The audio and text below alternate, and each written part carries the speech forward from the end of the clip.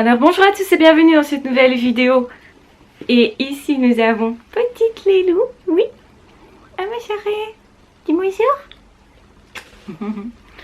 Donc bonjour à tous et bienvenue dans cette nouvelle vidéo. Donc aujourd'hui nous allons parler de la loyauté de l'enfant par rapport à ses parents. Pourquoi on va aborder ce sujet? Vous en doutez que dans bien des situations il est normal en réalité que l'enfant soit tout à fait loyal par rapport à ses parents.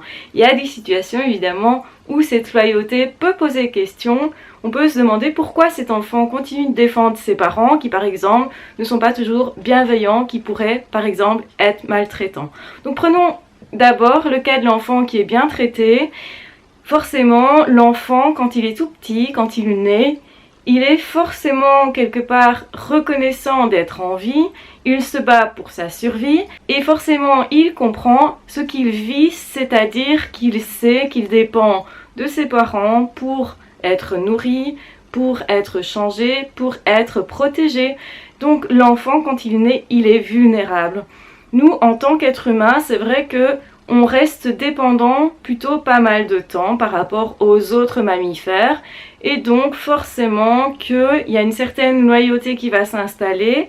Déjà la reconnaissance du fait d'être en vie, quand on aime la vie on va se dire ben voilà mes parents m'ont donné la vie donc c'est normal que je suis loyal, que je suis reconnaissant, que je suis bienveillant en retour par rapport à mes parents.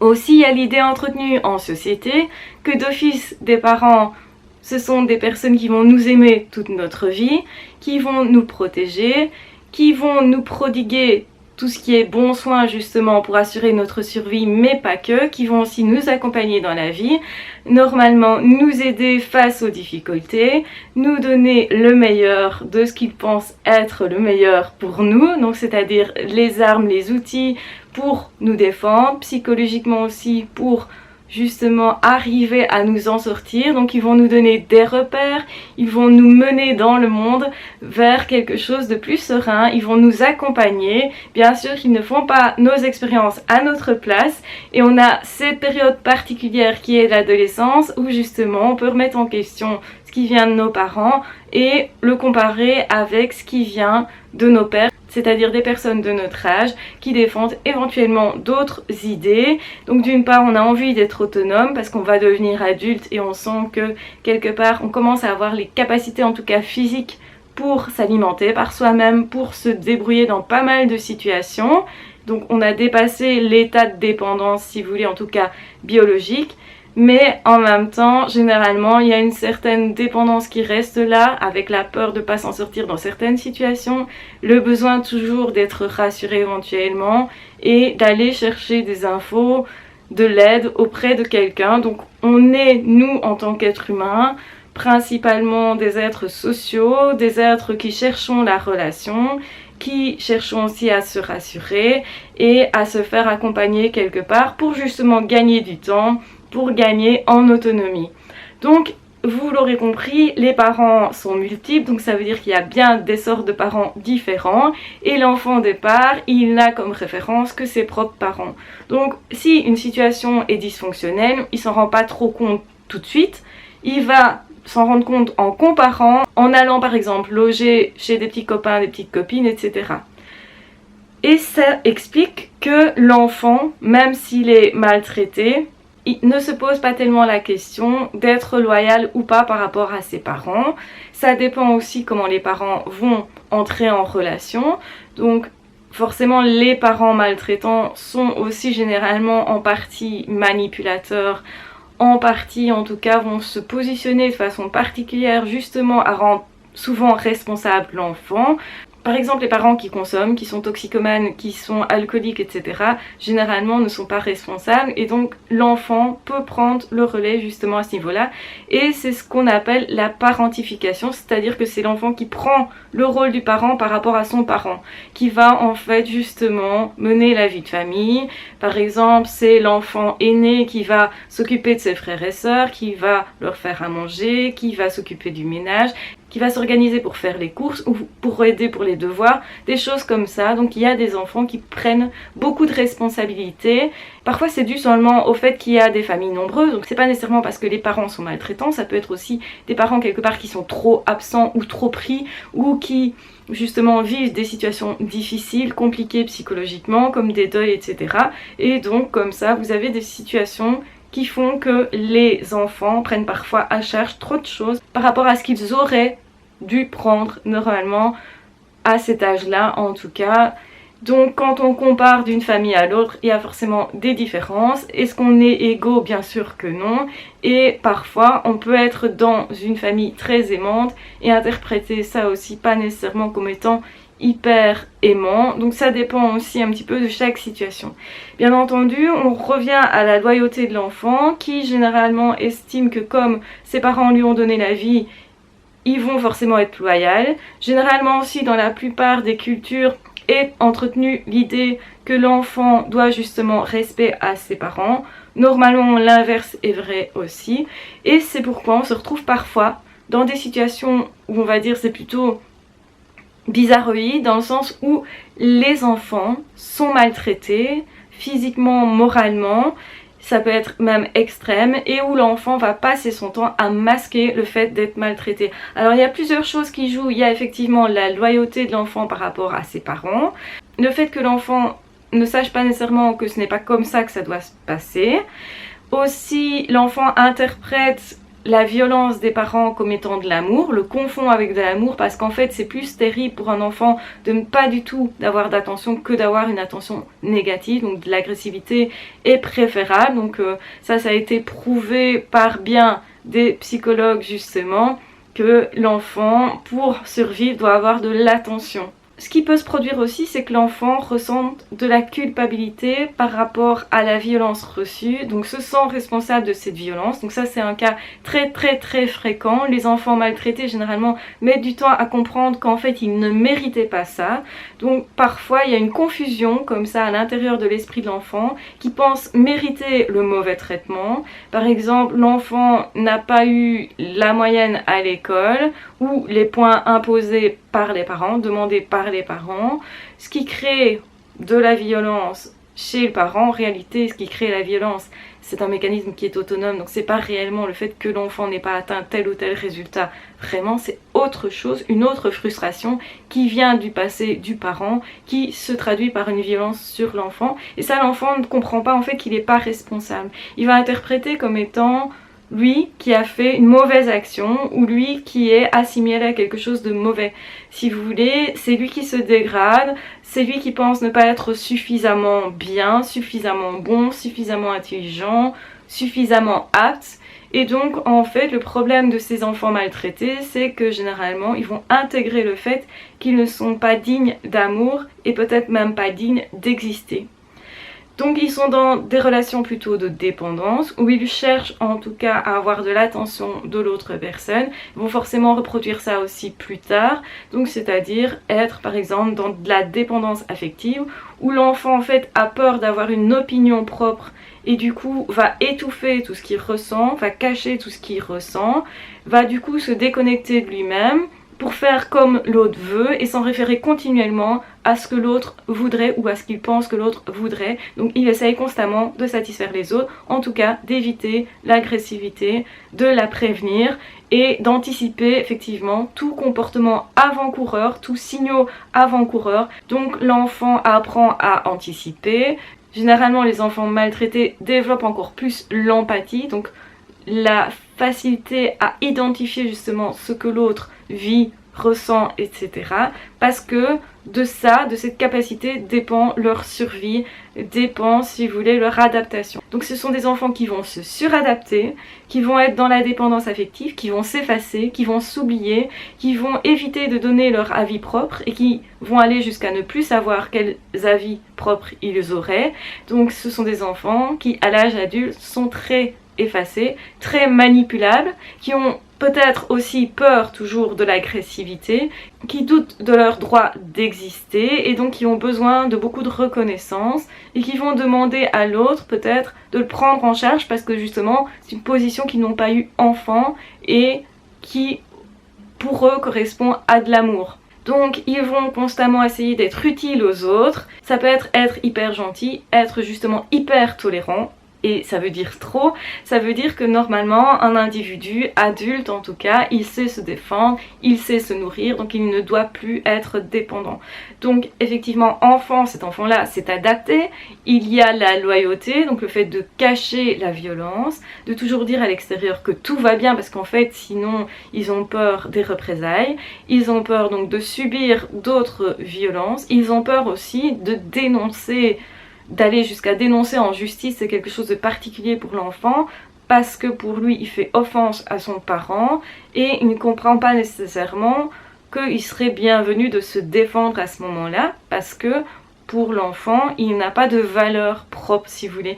Il est déjà fragilisé en sa valeur, il n'a pas pu se construire au niveau de sa valeur, ce qui fait que cet enfant-là, pour exister, il doit se dégager de ses parents maltraitants, donc déjà identifier la maltraitance, la comprendre surtout que cette violence-là ne lui était pas due à la base, elle est tombée sur lui plutôt, mais qu'en réalité il aurait dû être aimé, il aurait dû être choyé, il aurait dû être encouragé, il aurait dû en fait se développer, et donc il y a tout un apprentissage de l'autonomie à faire, donc un apprentissage énorme aussi de la confiance en soi. Désapprendre aussi le fait de trop s'adapter à l'autre. C'est pas l'autre qui doit être au centre de notre vie, mais nous-mêmes. Donc l'enfant, généralement, va perdurer dans des mécanismes de soumission. Donc dès que quelqu'un, par exemple, va élever la voix, l'ancien enfant qui est maintenant adulte va se positionner direct dans la soumission, par peur et par réflexe aussi, va interpréter tout ce que l'autre vit et va essayer de satisfaire complètement l'autre pour ne pas justement qu'il y ait cette agressivité. Donc en fait, essaye de se faire aimer en se rendant utile, mais en fait, il n'est personne. Le problème de tout ça, c'est que l'enfant s'est nié lui-même jusqu'à n'être personne, jusqu'à ne pas être construit, jusqu'à être un pantin qui a été manipulé et maltraité. Donc cette maltraitance-là, elle n'était pas normale, donc forcément, cet enfant peut continuer, même à l'âge adulte, de défendre ses parents. Et généralement, les parents maltraitants ont honte de ça ou n'ont pas envie, en tout cas, que ça se sache au grand jour. Et l'enfant l'a très bien compris. Il pense même justement que sa survie est due au fait que ça ne soit pas visible à l'extérieur. Il a peur des conséquences justement si quelqu'un d'extérieur intervient. Il sent, si vous voulez, quand il est enfant, que ses parents ont tout pouvoir sur lui. Et c'est tellement vrai parce que rares sont les personnes qui écoutent réellement ce que les enfants ont à dire. Donc c'est-à-dire qu'un enfant qui parle est rarement vraiment pris au sérieux.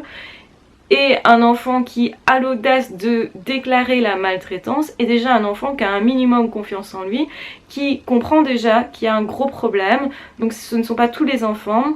Et ça demande un énorme courage de le dire, de le dénoncer.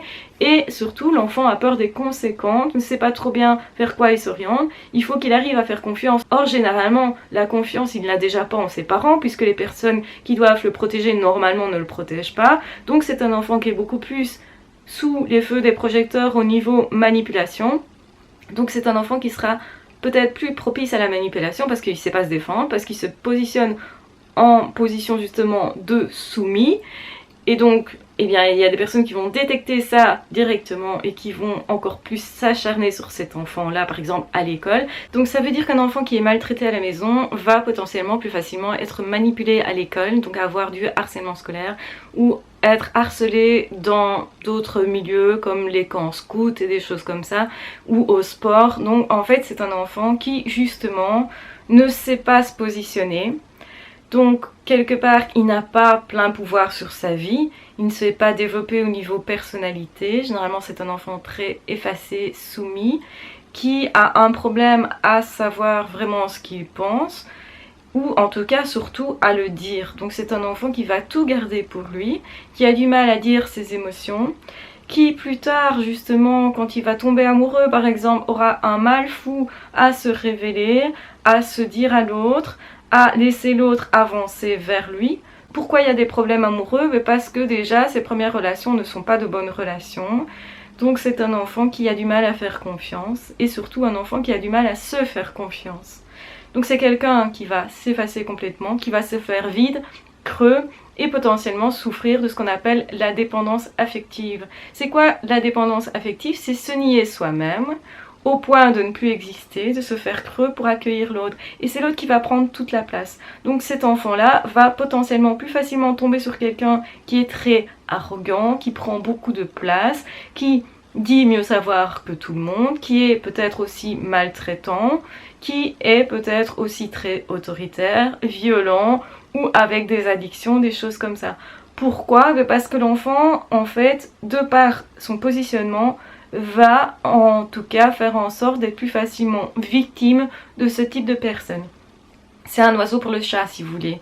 C'est justement quelqu'un qui ne s'est pas défendu, qui ne s'est pas révolté. Et ça peut perdurer à l'âge adulte. Et c'est pour ça que vous avez des adultes hyper effacés, qui vont se mettre sous l'aile éventuellement du conjoint ou de la conjointe, qui vont peut-être être manipulé, donc pas toujours, ça peut être quelqu'un d'hyper bienveillant, qui est très guidant, très protecteur, mais ça peut aussi être au contraire très violent dans l'intimité, et l'adulte va fonctionner comme quand il était enfant, c'est-à-dire qu'il va cacher la violence. Donc la loyauté, ça peut aller très loin, trop loin.